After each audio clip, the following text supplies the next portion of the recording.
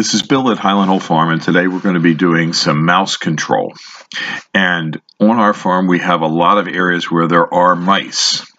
Today we're going to be using some creamy peanut butter and cheese as bait. And we're going to set 25 traps and see how we do. We're going to use the creamy peanut butter and cheese. Now this is a 4-poster deer feeder on our farm. This feeder helps us control the Lyme tick on deer. And next to it I have placed a tray of cake. And I put that there specifically to see if mice would be feeding at it. And if you look closely, you can see a lot of mouse turds. So this is a place where I'm going to put a couple of mouse traps. In fact, I put 2 right here. And about 20 feet from this deer feeder is this old truck. So I thought I'd put a couple traps underneath that truck to see how they perform. In the fields adjacent to the deer feeder, we grow a lot of spruces, and it's an excellent place for mice to harbor and find little burrows. And walking through the fields after we've cleaned up some trees from the Christmas tree season, we've seen a lot of mouse activity. So I also thought this would be a good place to place a couple of traps. So I put 2 traps right here.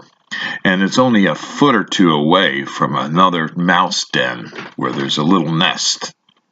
So it should be a good location for trapping mice. Again, there's a lot of evidence with tracks all over this particular spot. So it should be a fairly rich area to capture mice.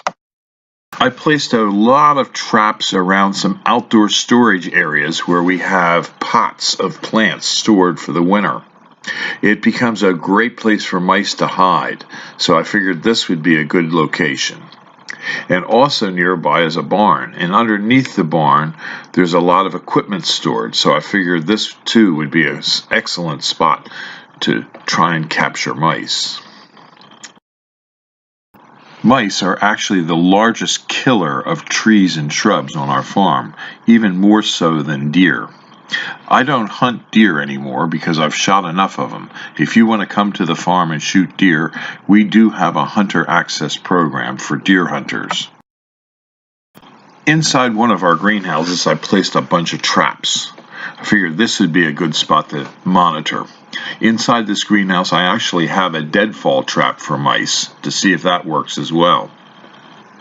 I placed a lot of traps inside this greenhouse, and as you'll see when we get back, the results of what happened after one day of these mice traps being placed in strategic locations around our farm.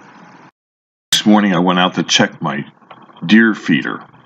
At the deer feeding station, 1 trap was missing and 1 dead mouse was found. Checking underneath the pickup truck, I found 2 dead mice trapped. In the location where there were a lot of mice runs and nests, none of the traps had been snapped. So I will take these 2 traps over and put them by the deer bait station because that seems to be a lucrative place for capturing mice. In the area outdoors where we store pots, I thought we'd really do well, and I was totally wrong. We captured no mice there and there was no mouse activity whatsoever. However, under the barn, one of the traps had been sprung, but it didn't successfully capture a mouse.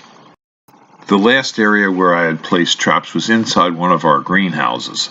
I thought for sure this would be a lucrative place to capture mice, but we do have a lot of rat baits and mouse bait stations inside the greenhouse, so it wouldn't surprise me if I didn't get very many mice. And sure enough, traveling through the greenhouse, we only found 1 trap missing, but no trapped mice.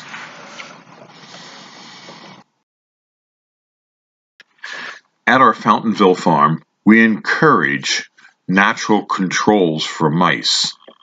and we like to have a lot of birds. And in doing so, we have a bird box program where we ask people to send us or bring their unwanted or unused bird boxes. Our Fountainville farm has over 500 bird boxes on it. This is the result of our one-day trapping of mice, 3 confirmed kills. This video was produced at Highland Hill Farm. We grow and sell screening and buffering trees in Bucks County, Pennsylvania, and these are our green giant arborvitaes. Call us for your screening tree needs at 215-651-8329.